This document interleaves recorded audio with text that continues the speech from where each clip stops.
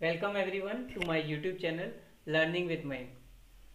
सो students, आज हम एक बड़ी इम्पॉर्टेंट टॉपिक के बारे में बात करने जा रहे हैं, that is quadratic equation. Algebra का जो हम पोर्शन पढ़ते हैं क्लास 9th एंड 10th, तो उसमें एक बड़ा इंपॉर्टेंट पार्ट है ऑफ क्वाड्रेटिक इक्वेशन। उसमें भी बेसिकली आज हम बात करेंगे कि how to solve quadratic equation using the method of factorizing, okay, या फिर जिसे हम जानते हैं मिडिल टर्म स्प्लिटिंग मेथड। दोनों सेम ही चीजें, द मेथड ऑफ फैक्टराइजिंग और मिडिल टर्म स्प्लिटिंग। तो let us start. Basically talking about quadratic equation, तो इसमें आपको ये पता होना चाहिए कि क्वाड्रेटिक इक्वेशन का जो आपका बेस फॉर्म है या जनरल फॉर्म है वो होता है A X square plus B X plus C is equal to zero. Okay, यहाँ इक्वल टू जीरो होता है। A X square plus B X plus C is equal to zero, where A क्या होता है?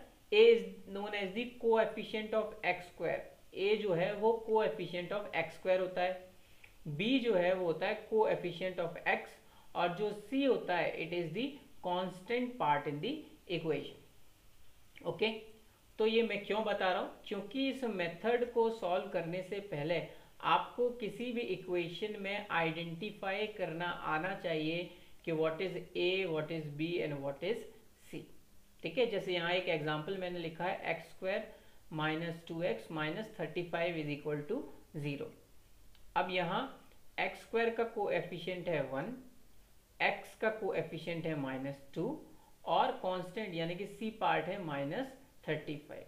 सो अगर मान लीजिए हमको यही इक्वेशन सॉल्व करनी है, तो उसमें पहला स्टेप क्या होगा? पहला तो हमने आइडेंटिफाई कर लिया कोएफिशिएंट, डिफरेंट कोएफिशिएंट्स। उसके बाद आपको क्या करना है? You have to multiply A with C. आपको ए को सी से मल्टीप्लाई करना है, प्रोडक्ट करना है ए और सी का। जैसे यहाँ ए है 1 और सी है -35, तो यू विल गेट -35। मान लेते हैं इस टर्म को हम कोई नाम दे देते हैं एज इन के ए सी। ठीक है, क्योंकि ए और सी का मल्टीप्लाई करके आया है तो वी विल से इट ए सी। अब हम ये क्यों कैलकुलेट कर रहे हैं? हम ये इसलिए कैलकुलेट कर रहे हैं क्योंकि इन अवर इक्वेशन या सॉल्यूशन में हमको क्या करना पड़ेगा? अब ये जो टर्म हमने डिराइव किया है ए सी, इसके हमको करने पड़ेंगे फैक्टर, इसलिए इसको बोलते हैं फैक्टराइजेशन मेथड। ओके, अब इसके कोई दो फैक्टर हमको फाइंड आउट करने पड़ेंगे। तो यू विल से कि 35 के तो कई सारे फैक्टर्स हो सकते हैं। ओके, या ये 35 नहीं होता, यहाँ कोई और टर्म होता, जैसे 72 होता या 48 होता, तो उसके तो कई सारे फैक्टर्स हो सकते हैं। फिर कौन से दो फैक्टर्स हमको सिलेक्ट करने? ठीक है, तो उसके लिए भी हमारे पास एक स्पेशल कंडीशन है कि हमको ऐसे दो फैक्टर्स यहाँ सेलेक्ट करने हैं जिनका अगर हम एडिशन करें तो वी शुड गेट बी। ये जो एक्स स्क्वायर का कोएफिशिएंट है हमें ये मिलना चाहिए, वी शुड गेट दिस। और अगर हम इनका प्रोडक्ट करें तो वी शुड गेट ए सी। तो ए सी तो ऑब्वियस है कि अगर हम कोई भी नंबर ले रहे हैं, उसके फैक्टर ले रहे हैं और उसको मल्टीप्लाई कर रहे हैं तो सेम नंबर डिराइव होगा। तो बेसिकली हमको ऐसा नंबर चाहिए जिसका हम जब एडिशन या सब्ट्रैक्शन करें तो we should get this B. Okay, now यहाँ हमारे पास 35 है -35, तो वी शुड नो, ये हमें एक as a student of mathematics पता होना चाहिए कि अगर हमारे कोई दो नंबर जैसे p और q का मल्टीप्लाई करने पे जो रिजल्टेंट है दैट इज नेगेटिव, तो ऑब्वियसली p और q में से कोई ना कोई एक नंबर तो नेगेटिव हो गई। ठीक है, तो अब यहाँ अगर हम 35 के दो फैक्टर्स करने चाहें तो वी कैन डिराइव कि हम दो फैक्टर्स ला सकते हैं एज 7 एंड 5। ओके, 7 और 5 हम उसके दो फैक्टर्स डिराइव कर सकते हैं। बट व्हाट वी नीड, यहाँ पे ये आप रीड कर सकते हैं, इफ यू वांट पॉज करके आप इसको रीड कर सकते हैं, जो मैंने समझाया है वही यहाँ पे लिखा हुआ है। ओके, नाउ अब 7 और 5 दो फैक्टर्स हमारे पास आ चुके हैं, बट हमको -2 एज अ रिजल्टेंट चाहिए। तो वी शुड नो कि इनमें से कोई एक नेगेटिव होने वाला है, तो -7 नेगेटिव होगा। ओके, या फिर 7 नेगेटिव होगा तभी जाके हमारे पास -2 डिराइव होगा। तो 7 और 5 को अगर हम इसमें रखेंगे, पुट करेंगे, तो हमारी कंडीशन फुलफिल हो रही है कि इनके समेशन करने पे हमें -2 मिल रहा है। तो दैट मीन्स ये हमारे रिक्वायर्ड फैक्टर, हम इनसे वर्क कर सकते हैं। अब इन फैक्टर्स का क्या करना है, कैसे यूज करना है, वो नेक्स्ट स्लाइड में देखते हैं। नाउ मूविंग ऑन, अब ये जो हमारी बेसिक इक्वेशन हमारे पास थी वो मैंने यहाँ लिखी हुई है, x squared minus 2x minus 35 is equal to 0। ना अब ये जो मिडिल टर्म है इसका -2x, इसको हमें फैक्टर्स जो हमने कैलकुलेट किए हैं उसके फॉर्म में लिखना है। That's why it is called splitting the middle term. इस मिडिल टर्म को हम स्प्लिट कर देते हैं, ओके, बांट देते हैं, पार्टीशन कर देते हैं इसका 2 पार्ट्स में, ठीक है। तो यहाँ हमने इसको स्प्लिट करेंगे जब, तो वी कैन राइट कि इसको एज -7x प्लस 5x, क्योंकि एट द एंड अगर इसको सॉल्व करेंगे तो वी विल गेट -2x, और ये हमारे वो दो फैक्टर हैं जो हमने कैलकुलेट किए हैं, लेकिन -7 और +5, ओके। तो we will write x squared -7x plus 5x minus 35 is equal to 0। Now आपने जूनियर क्लास में पढ़ा होगा कि कैसे हम इनमें से कॉमन फैक्टर्स जो हैं वो लेते हैं। तो इसमें एक्स स्क्वायर और -7x में से अगर हम कॉमन फैक्टर्स कैलकुलेट करेंगे तो हमारे पास आएगा x। यहाँ भी x एक फैक्टर है, यहाँ भी x एक फैक्टर है, तो यहाँ से x कॉमन निकाल लेंगे, फिर ब्रैकेट यहाँ पे बचेगा x और यहाँ पे -7, ब्रैकेट क्लोज, ठीक है। अब सेम इन दोनों टर्म्स में हम कॉमन फैक्टर देखेंगे, तो इन दोनों टर्म्स में कॉमन फैक्टर सिर्फ 5 है, प्लस का 5, तो फिर ब्रैकेट x माइनस, और यहाँ 35 में से अगर हम 5 फैक्टर ले लेंगे तो बचेगा -7, bracket close is equal to 0, ठीक है। अब फिर ये दो जो टर्म्स हैं उनमें से हम देखेंगे, ठीक है।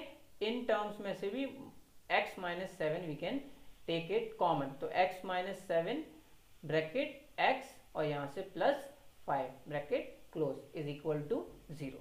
नाउ अब यहाँ पे मेरे पास दो वैल्यूज हैं या दो टर्म्स हैं, x -7 और x +5। जब मैं इन दोनों का प्रोडक्ट कर रहा हूँ तो I am getting 0 as a result. तो आप जानते हैं कि अगर a और b दो टर्म्स हैं और इनका मल्टीप्लाई करने पे 0 आ रहा है, तो भाई या तो a 0 होगा या तो b 0 होगा या दोनों ही 0 होंगे, therefore we are getting 0 as a result. तो फिर 1 बाय 1 हम दोनों को 0 पुट करके देखेंगे, x -7 इज इक्वल टू 0 और x +5 is equal to 0, where x, इसको अगर आगे सॉल्व करेंगे तो फिर x इज इक्वल टू 7 एक सॉल्यूशन आएगा और x इज इक्वल टू -5, तो ये दो सॉल्यूशन हमारे पास आ जाए, ठीक है। अब एक और एग्जांपल लेके देखते हैं ताकि आपको ये कंसेप्ट और अच्छे से समझ में आ जाए। तो एक और एग्जांपल मैंने लिया है यहाँ, 3x square -2x -5 is equal to 0, ठीक है। तो यहाँ सेम वही आपको आइडेंटिफाई करना है कि a क्या है और c क्या है, ओके। तो यहाँ a अगर हम आइडेंटिफाई करने जाएंगे तो a is what, a is 3, यानी कि x स्क्वायर का कोएफिशिएंट क्या है 3 और कांस्टेंट पार्ट क्या है -5। जब हम दोनों को मल्टीप्लाई करेंगे तो वी विल गेट -15। अब इस -15 के हमें दो ऐसे फैक्टर्स करने हैं ताकि हमें क्या मिल जाए, coefficient of x। Coefficient of x क्या है यहाँ पे, कोएफिशिएंट ऑफ x है -2। तो हमें ऐसे दो फैक्टर्स करने हैं कि हमें उनका समेशन करने पे -2 डिराइव हो और मल्टीप्लिकेशन करने पे -15 यानी कि AC यही सेम डिराइव हो। तो हम निकाल सकते हैं ऐसे दो फैक्टर्स क्या है, 5 और 3। अब हमें -2 चाहिए तो obviously -5 will be -5 plus 3 will give अस -2। अब इसको सेम इक्वेशन में पुट करते हैं, 3x square -2x -5 is equal to 0, ये जो इक्वेशन हमें गिवन थी। अब ये मिडिल टर्म को हम अपने फैक्टर्स जो हमने कैलकुलेट करे हैं उसको यूज करके स्प्लिट कर देते हैं, 3x square -5x plus 3x, -5x plus 3x इसलिए आया है क्योंकि ये दो फैक्टर्स हमने फाइंड आउट किए, -5 इज इक्वल टू 0। फिर सेम पैटर्न में इन दो टर्म्स में से हम कॉमन फैक्टर्स कैलकुलेट करेंगे, that will be x। x जब यहाँ से कॉमन आएगा तो यहाँ बचेगा 3x और -5, ठीक है। इसको हम ब्रैकेट में रखेंगे प्लस। अब यहाँ से हम अगर कोई फैक्टर कॉमन निकालना चाहते हैं 3x -5 में से, तो यू विल सी कि यहाँ कोई भी 3x और 5 में कोई भी फैक्टर कॉमन नहीं है, बट हमने पढ़ा है कि 1 इज अ फैक्टर 1 सारे टर्म्स का एक फैक्टर होता है, तो यहाँ 1 हम कॉमन निकाल सकते हैं +1, तो that will give us bracket में 3x minus 5 bracket close is equal to 0। अब इन दो टर्म्स की अगर बात करेंगे तो यहाँ 3x माइनस 5 कॉमन आ रहा है, 3x माइनस 5 ओके ब्रैकेट, और फिर यहाँ से x और ये 1, x plus 1 is equal to 0। अब सेम वही तरीके से हम इनको 1 बाय 1 0 को इक्वल पुट करेंगे और फिर देखेंगे कि क्या सॉल्व होता है। तो 3x minus 5 is equal to 0, 5 okay it will become 3x is equal to 5 and x is equal to 5 upon 3. In the same manner x plus 1 is equal to 0. So solving it we will get x is equal to minus 1. तो हमारे पास दो solutions आ चुके हैं, x is equal to 5 upon 3 and second x is equal to minus 1. So I hope कि ये method आपको इस video से समझ में आया होगा। Okay, if you have any confusion और doubt you can feel free to comment below, और अगर आपके और कोई सजेशंस हैं तो I will always recommend you कि आप उनको मेरे कमेंट सेक्शन में ज़रूर लिखें। Okay, till then stay home, stay safe everyone, thank you.